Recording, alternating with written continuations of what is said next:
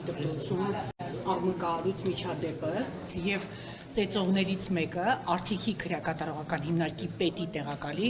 որդին էր։ Մի մարդու որդի, ում հայրը քրեակատարողական հիմնարկում քրեական ենթամշակույթի դեմ պայքարում, բայց իր ընտանիքի անդամը, իր անձամբ իր երեխան ծեծելուց ասում է խփում եմ, ես դու մեզ ծախել։ Ինչու է մինչ այժմ պետի տեղակալը պաշտոնավարում եւ դուք ինչ քայլեր եք պատրաստվում իրականացնել։ Նախ եկեք արձանագրենք, որ այն իրողությունը, որն ունենք այսօր, դրական է այն առումով, որ քրեակատարողական ծառայության աշխատակցի երեխան նույնիսկ կարող է տեղափոխվել քրեակատարողական հիմնարկ խաբման միջոց կրելու։ Այսինքն մենք ունենք այնպիսի իրավիճակ, որ նույնիսկ համակարգի աշխատողի ընտանիքի անդամները անձեռնմխելի չեն եւ չեն կարող լինել։ Այսինքն սա մեր իրողությունն է, ինչը ուրախալի փաստ է։ Ինչ վերաբերում է այնքան որքան որ դատարանն է նշանակել, եթե չեմ սխալվում, 20 օրվա մասին է խոսքը։ Եվ քանի որ հարցը հնչեց, հիշեցնեմ, որ նախարարությունը եւ քրեակատարողական ծառայությունը միայն խաբամամիջոց կատարող մարմին է, այսինքն նշանակման հետ եւ ժամկետի հետ որևէ կապ չունի։ Իսկ հայրը հոր հետ կապված ես կասեմ հետեւյալը. նախ լիազորությունների դադարեցման կոնկրետ հիմքեր կան եւ քանի դեռ չեն ստացվել տվյալներ, որպեսզի նաեւ չկան եւ ստուգվել են, որ հայրը խոչընդոտել է քննության իրականացմանը, ինչ որ կերպ ազդել է նախաքննության վրա կամ փորձել է ինչ որ պայմաններ ստեղծել, որպեսզի որդին ավելի լավ պայմաններում խաբամամիջոցը կրի, մենք չենք դիտարկել պաշտոնավարման դադարեցման հարցը։ Եթե եւ երբ ձեռք կբերվեն այնպիսի տվյալներ, որոնք անհամատեղելի կլինեն լիազորությունների շարունակականության հետ, մենք այդ հարցը կքննարկենք։ Բայց եւս մեկ անգամ շատ կարեւոր է, որ շեշտադրվի այն հանգամանքը, որ ծառայողի ընտանիքի անդամը եւս ենթակա է պատասխանատվության մեր երկրում այն կերպ, ինչ կերպ ցանկացած կա, որ երեխան անօգնական է, ինքը իր պապիկն է երեխային պահում, ու արդեն հասնում են նրան, պաշտոնյաների, մանկապարտեզի տնօրենի, դպրոցի փոխտնօրենի։ Ես չեմ ցանկանում խոսել բողոք չլինի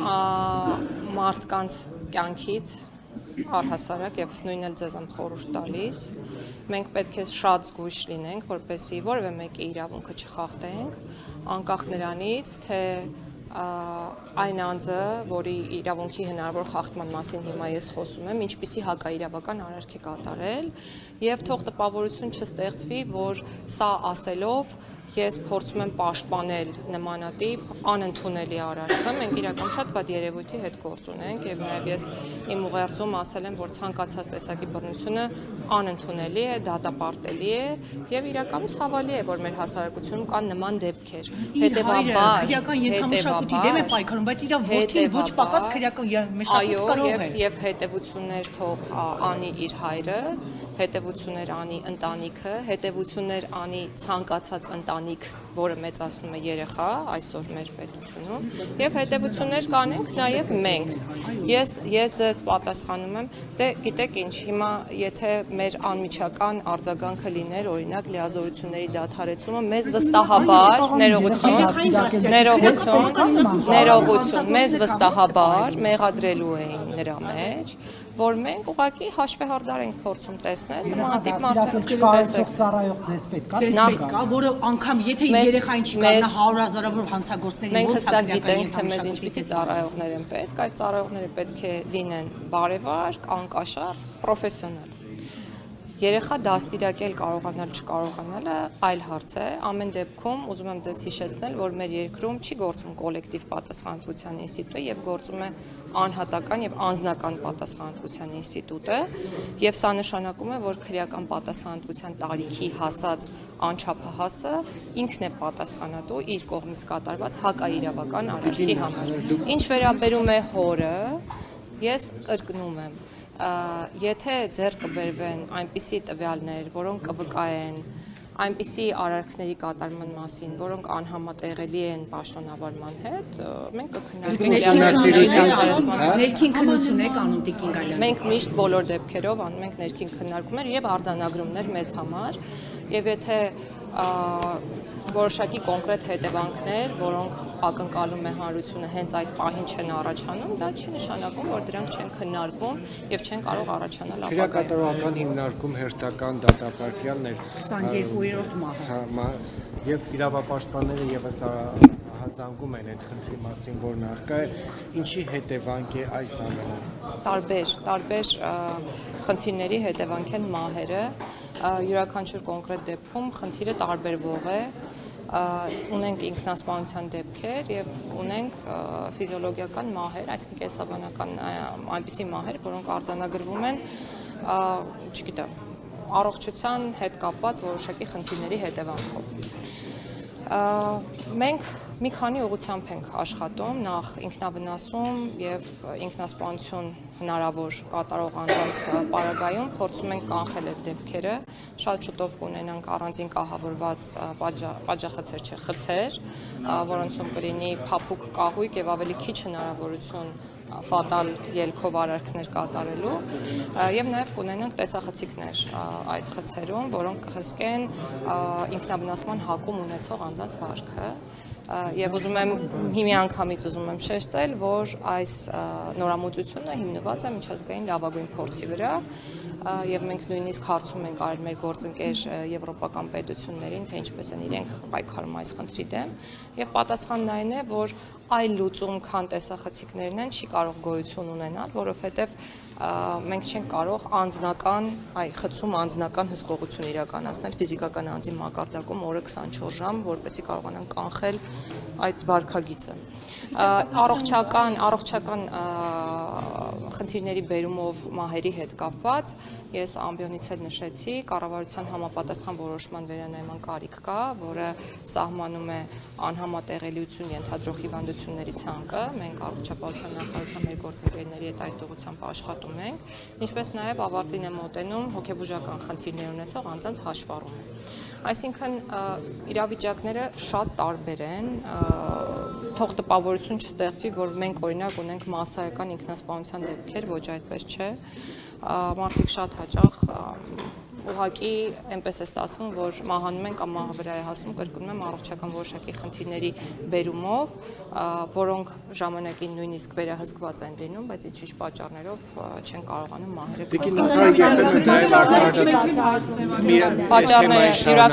յուրաքանչյուր մահվան դեպքով հարուցում է քրեական գործ եւ ես ձեզ վստահեցնում եմ, որ պատճառները բացահայտվում։ Երբեմն նաեւ արտարդատության նախարարությունն է տարածում հաղորդագրություն, նաեւ քրեակատարողական հիմնարկը ներողություն, որ օրինակ դատապարտյալի մոտ գնացած անձին փորձել են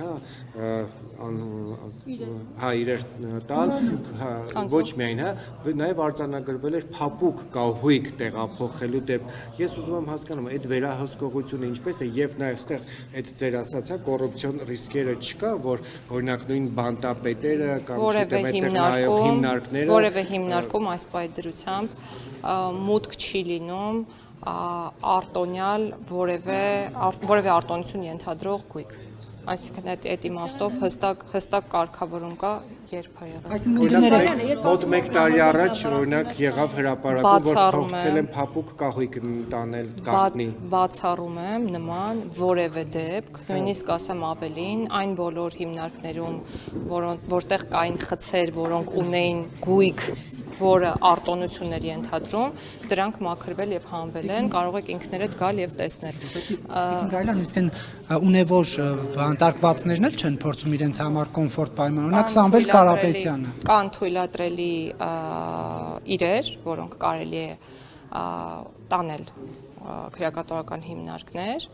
եւ կան անթույլատրելի այնպես ինչպես բոլորինը եւ ես ձեզ կրկնում եմ, սա առանց բացառության է եւ մեր մոտեցումն այն է, որ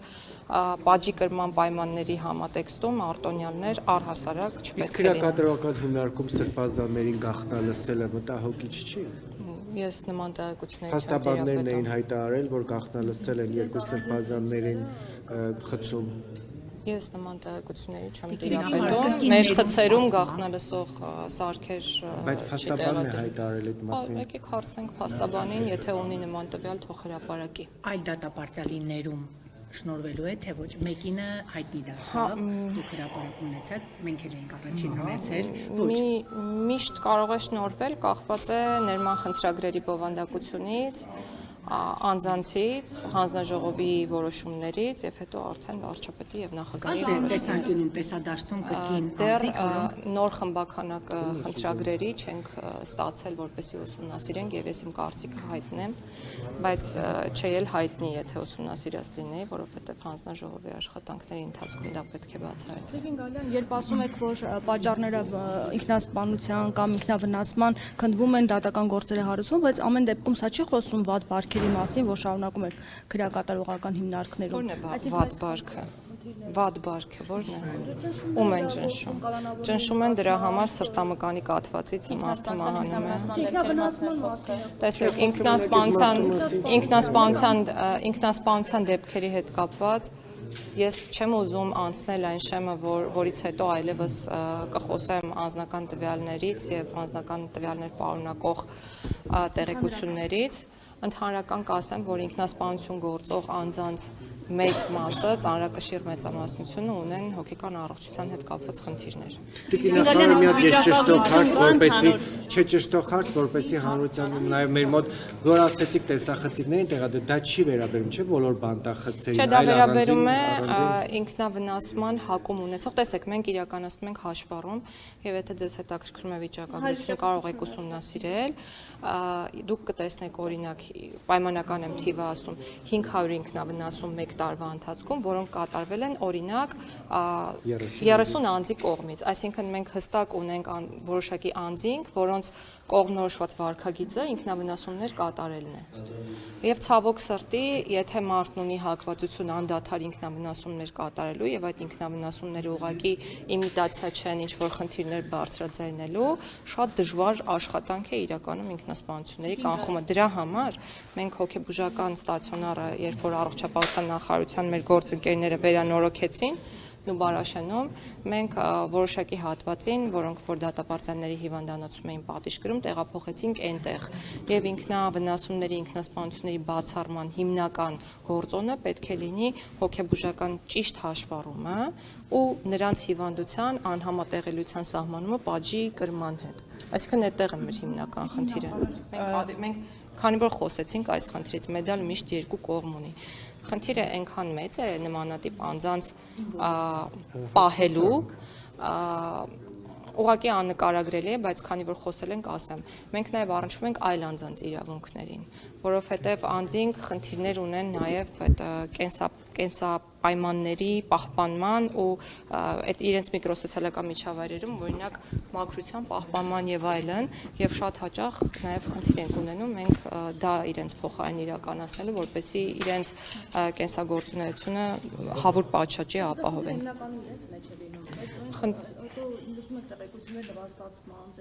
Որտեղից եք լսել։ Եթե լսել եք որևէ տեղեկություն, խնդրում եմ գրավոր ձևակերպեք եւ ուղարկեք նախարարություն, վստահեցնում եմ, որ անհետևանք չի մնա դա։ Տիկին Գալյան, սահմանադրական բարեփոխումներին անդրադառնանք, ինչ փուլում է այս պահին այդ բարեփոխումների ընթացքը եւ ինչ էական փոփոխություններ կամ կոնկրետ այսպես հերթով ասենք, եւ ինչ է կարել այս ընթացքում։ Խորհրդի նիստերը շարունակվում են, դուք հաճախականությանը կարծում եմ հետևում եք, բավականին հաճախ են այդ նիստերը հրավիրվում։ Մինչ այս պահը քննարկել ենք ազգային ժողովի լիազորություններին առնչվող հարցեր, ընտրակարգին վերաբերող հարցեր, կայուն մեծամասնության առնչվող հարցը դրվել է քվեարկության եւ հաստատվել է, որ առաջին ընտրություններից հետո այդ մեխանիզմը չի գործելու։ Քննարկվել են գլխադասային հանձնաժողովների լիազորությունների ընդլայնմանը վերաբերող հարցեր, մասնավորապես հաստատվել է այն կոնցեպտը, որ այդ հանձնաժողովները հնարավորություն են ունենալու խորհրդատվական կարծիք տալու գործադիր մարմնում պաշտոններում նշանակվող անձանց վերաբերյալ, ազգային ժողովի ինքնալուծարման վերաբերյալ դրույթն է ընդունվել, ազգային ժողովում էթիկայի մշտական հանձնաժողովի ձևավորման վերաբերյալ դրույթն է քննարկվել եւ ընդունվել։ Վերջին հանդիպման ընթացքում քննարկել ենք դատախազական համակարգի հետ կապված կարգավորումները, քննարկել ենք հնարավոր տարբերակներ դատախազական խորհուրդ ունենալու, որպեսզի այդ բրգաձև կառուցվածքը ինչ որ առումով մեղմվի դատախազական համակարգում եւ մի շարք այլ Եվ կարգավորումներ։ որ ասում եք ինքնալուծարում է եւ նաեւ մի քիչ բացեք դա եւ կարծես թե ընտրությունների երկրորդ փուլի հետ կապված եւս էական փոփոխություն։ Ընտրությունների այս պահին ինքնալուծարման որևէ մեխանիզմ նախատեսված չէ, այն դեպքում, երբ որ ազգային ժողովը ցանկանում է ցրվել ժողովրդական լեզվով ասած, մենք այդ հիմքերն ենք նախատեսում սահմանադրական, որպեսզի արհեստական այլ ճանապարհներով լուծարման, այո, որ այդպես չլինի, ավելի պարզեցված ազգային ժողովը ունի կամքը ինքնալուծարում, այսինքն X% նախաձեռնությամբ եւ X% քվեարկությամբ, այս պահին չեմ հիշի, գուցե 1/3-ի առաջարկով, բայց չեմ հիշի եւ 2/3-ի քվեարկությամբ կամ 3/5-ի քվեարկությամբ, խնդրում եմ որպես դոգմա այս թվական տվյալները չընդունել, որովհետեւ իրապես չեմ հիշում այս պահին։ Ինչ վերաբերում է կանոն մեծամասնությանը, ապա ժողովրդավարության ամրապնդման տեսանկյունից գտանք ճիշտ, որ հիմնական առաջին ընտրություններից հետո եթե մեկ կուսակցություն քաղաքական մեծամասնություն չի ձևավորում կամ չի ձևավորվում կոալիցիա, ոչ թե գնանք երկրորդ փուլին, այլ լինեն նոր ընտրություններ, նոր հնարավորություններ ստեղծելով քաղաքական բոլոր ուժերի մասնակցությամբ, որպեսզի ավելի մեծ հնարավորություններ ստեղծեն քաղաքական ուժերին նաև համախմբվելու երկրորդ ընտրությունների որոշակի նախընտրություն կամ երկրորդ ընտրությունների ժամանակ ոչ, լրիվ 0-ից, այսինքն մեկնարկային կետից 0-ական նորից լինելու են նոր ընտրություններ եւ նոր ընտրությունների արդյունքներով եթե կրկին չձևավորվի այդ մեծամասնական ուժը, այդ դեպքում նոր արդեն ունենալու են երկրորդ փուլ ըստ էության այն կարգավորումներով, ինչպիսիք որ այսօր կան։ Տիկին նախարար նախորդ շաբաթ ազգային ժողովի դիմադիր բարձությունները ուսումներ էին հրավիրել քաղբանտարկյալների թեմանով եւ Եվրոպայի խորհրդի չափանիշները վկայաբերելով ասում են, որ Հայաստանում շուրջ 80 քաղբանտարկյալ կա։ Խնդրում եմ ասեք ձեր դիտարկմամբ Հայաստանում այսօր կան քաղբանտարկյալներ, թե ոչ եւ երկրորդ հարց ներման խնդրագրերի թեման զարգացնելով ազգային ժողովի նախին պատգամավոր Արմեն Աշոտյանը ճեպազորություն ասաց, որ Սերժ Սարգսյանի օրոք մարդասիրական ակտ է կատարվել երկու անգամ համաներին 2009 եւ 2015-ում, որտեղ նախարարությունը ուղղված հանդերը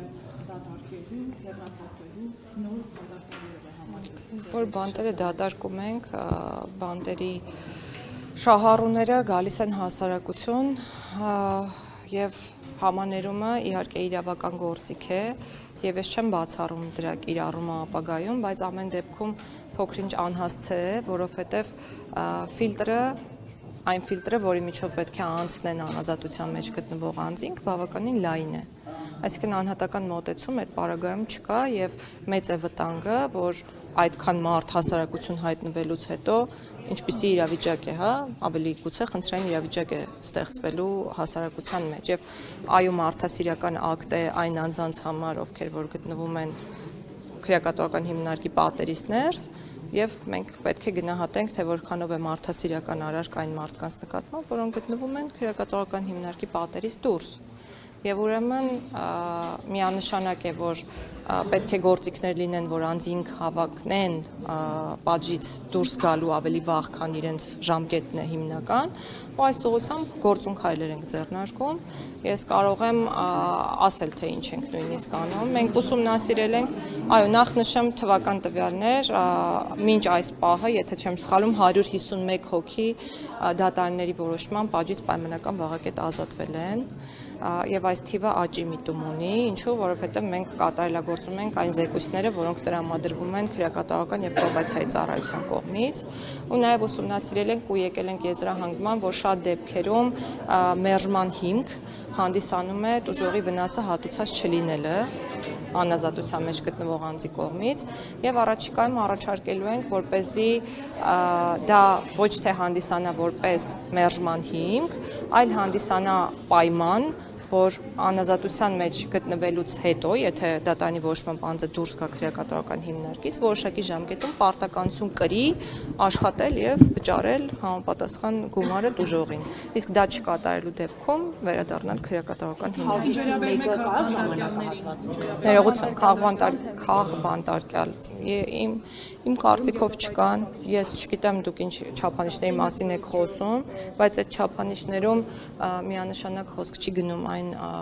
անձանց մասին կամ այն իրավիճակների մասին, երբ անձինք իրոք կատարում են քրեորեն հետապնդելի արարքներ։ Ես միշտ իմ խոսքում նշում եմ, որ շատ հարմար է արդարացնել արարքը, որը պարունակում է քրեական օրենսգրքի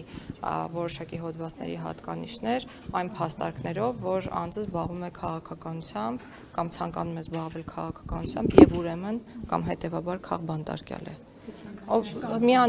Ես այն կարծիքին եմ, որ մեր երկրում քաղբանտարկյալներ ի ուրախություն մեզ չկան, եւ նաեւ սա ասում եմ հենվելով ձեր կողմից վկայակոչած նույն չափանիշների վրա։ Իսկ երբ որ մեր ձևով արտահայտության համար կալանավորում են Ես չեմ ուզում, այնքան է խոսվել, ես չեմ ուզում մեկնաբանել ոչ արտահայտությունը,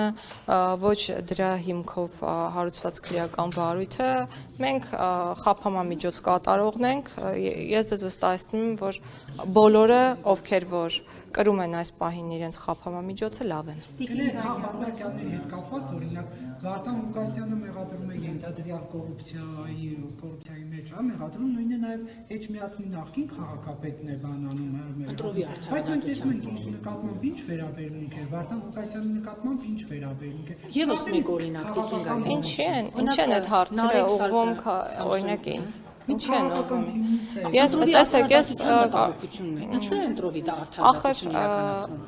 Ընտրովի արդարացություն չի իրականացվում մեր երկրում։ Դատարանները անկախ են, յուրաքանչյուր դատարան ինքն է որոշում ինչ խափամամիջոց նշանակել։ Քաղաքականների միշտ խափամամիջոցն այնպեսին է, որ մնում են դրսում։ Իսկ պատմության էջերը, որ թերթենք չենք գտնի, ԿՊԱ-ականներ, որոնք կալանավորվել են եւ հետո դատապարտվել։ Ինչու հնչեցած արտահայտության Շատերը կան,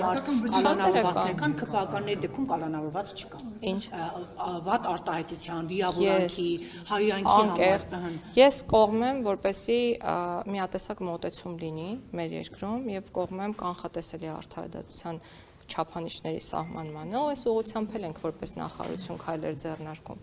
բայց այն հարցին, թե այդ միասնական չափանիշներին կհետևեն դատարանները, թե չեն հետևի եւ կամ ինչու են հետևում եւ ինչու չեն հետևում, ես իրոք պատասխանել չեմ կարող։ Տիկին Գալյան, դուք խնդիր չեք տեսնում, որ միտումնավոր կերպով կարծես թե կալանքը անընդհատ երկարաձգում է Սամվել Կարապետյանը եւ այսպես երկարաձգվելով կարող է միջև ընտրություններ պահեն կալանքի տակ, այսինքն միտում դուք չեք տեսնում այստեղ։ Խնդիր դուք ինքներդ եք խոսել, որ այո, չհրաժարվում է շատ անգամ կալանքի ինստիտուտը։ Ինձ համար խիստ ցանկալի է, որ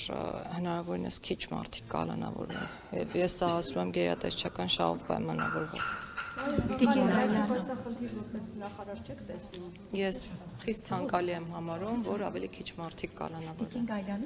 ԿՊ-ն կանոնագիր կընդունեց էթիկայի, դուք երևի գիտեք, որ երկար ժամանակահատված տարիներ արդեն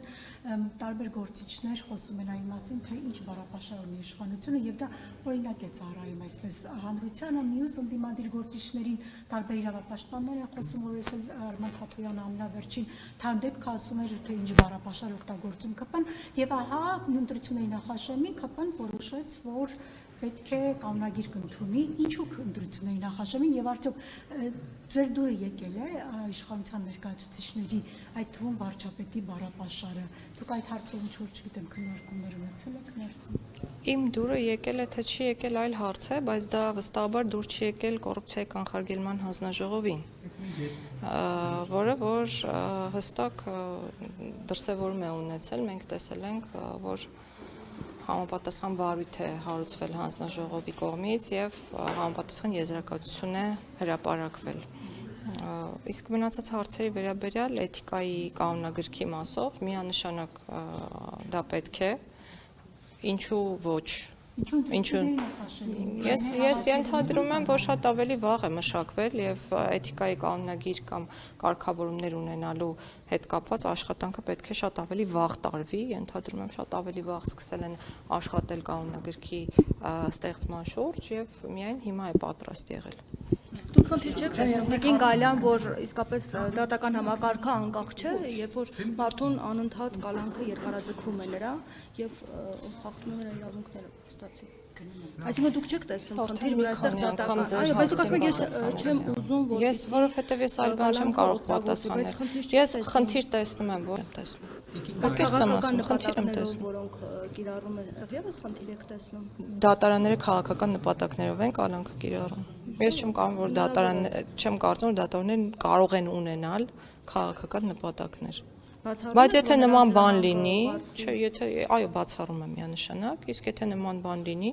եթե որևէ դատավոր պարզվի, որ քաղաքական ինչը անհամատրելի է պաշտոնի հետ նպատակներով է իր գործառույթներն իրականացնում, ես դες վստահեցնում եմ, որ անհետևանք չի անել։ Քաղաքական նպատակներով մտածել եք։ Ինչն է օգտագործում քաղաքական։ Կոնկրետ ինքը իշխանության կողմից Ես առաջարկում եմ հարցեր ուղղել դատական իշխանությանը։ Կրկնում եմ, ես տեսնում եմ խնդիր, որ կալանքները շատ են կիրառվում եւ այսքանը։ Տիկին Գալյան, դուք ինչու նախ քպական չեք դառնում, կուսակցական նկատի ունեմ եւ առաջադրվելու հետ կապված մտածել եք առաջադրվել թե ոչ որպես պատգամավորի տեխնացու։ Ես առաջադրվել եմ, ոչ թե մտածել էի թե ոչ, հետեւաբար մտածել եմ նոր եմ առաջադրվել։ Ինչ վերաբերում է կուսակցական դառնալ, չէիք հրապարակել։ Չեմ տեղեկացրել, ձեզ կներեք։ Կուսակցական դառնալու հետ կապված չեմ մտածել, կմտածեմ այդ հարցներ կպատասխանեմ։ 1.5 միլիոն ունեք, որ վճարեք։ Կգտնեմ։ Չէ, հիպոթեկային վարկի վերադարձով, որի հնարավորությունը պետությունն է տվել։